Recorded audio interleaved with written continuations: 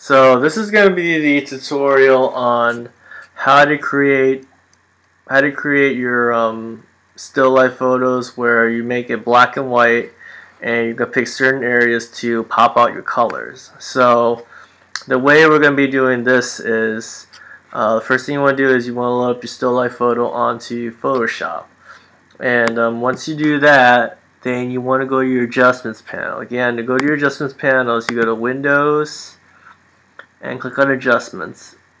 And again, this panel is where you control your brightness, contrast, your color balance, and the hue and saturation. And you have plenty of different other functions to edit your pictures. So we're going to click on the one that says black and white, and once you click on that, it's going to turn your whole image into black and white. And if you go to your layers panel, then if you don't have your layers window open, you're going to go to Windows, Layers, and you're going to have this one that says black and white, and you're going to have this white box here. So this white box here, this is where you create your mask layers.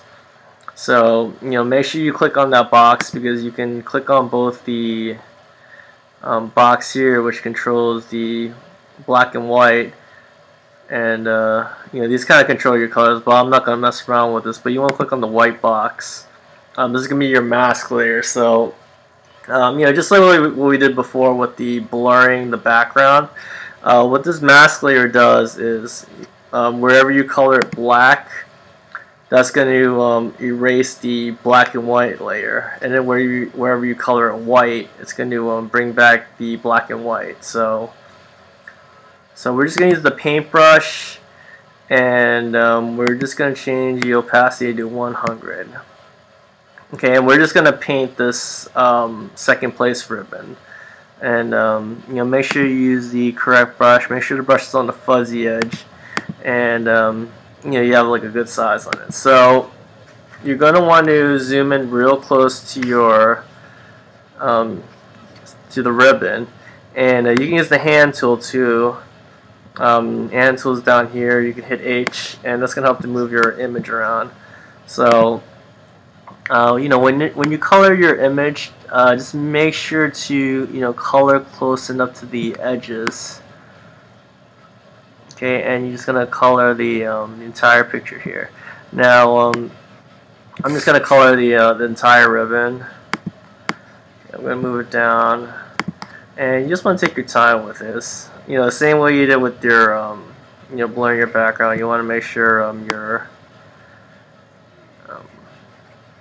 you're coloring between the lines.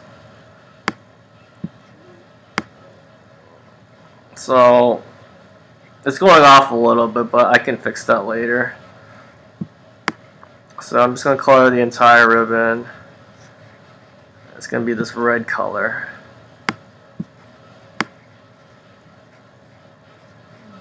Okay, it's really easy. And if once you follow like I did there, then you can change this to white. So just hit that flipper on the color swatches, and you can go over with white to clean up the edges. Now you don't have to clean it up all the way. Just make sure it's like close enough where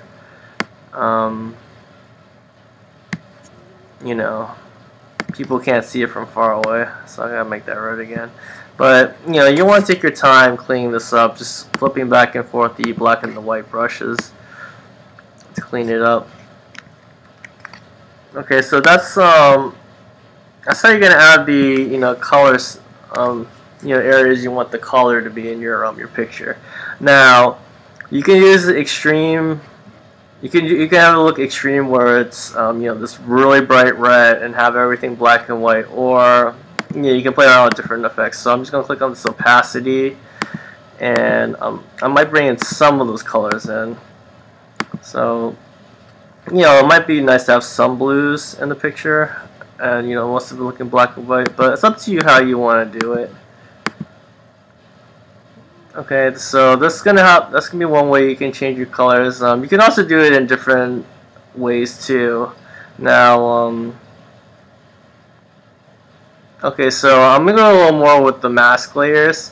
Another effect you can do too, because the reason why we do these colors effects is because we want our eyes to focus on just the ribbon here, because we want the ribbon to be the most important thing. So this is one way you can lead your viewers' eyes with using colors. Now here's going to be another way you can do it with the brightness and contrast. So I'm just going to put this in the trash bin, and all my effects are gone. So one other thing you can do too is you click on your brightness and contrast, and you can also do this, make your picture real dark.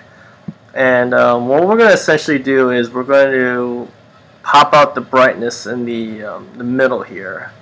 And for us to do that, okay, we're going to be doing the opposite of what we've been doing. So we're going to make it real dark, and then you want to go to your layers masks, and just like what we did before, we're going to color it black in the middle, and it's erasing this really dark brightness and real brightness in the contrast. So when I color this in, and we're going to change the opacity back to 30. Okay, I'm going to use a real big brush. Maybe not that big, but you want to have a decent sized brush. Okay, and we're just going to color the middle here.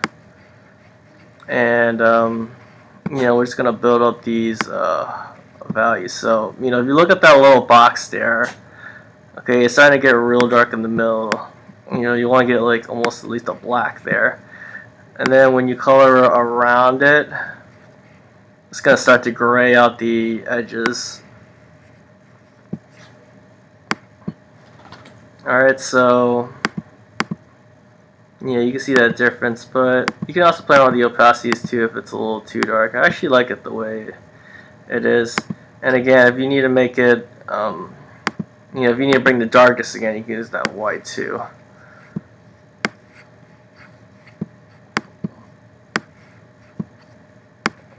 Okay, so this is another way you can lead the viewer's eyes if you don't want to do that color. You can play around with the brightness and contrast. And now it looks like you want to look at that ribbon, whereas everything else is not as important. So there's a lot of different things you can do with the mask layers, and just playing around with the adjustments. But that's pretty much the tutorial on the picking the spots you want to color, or using the brightness and contrast to move your eye around in the picture.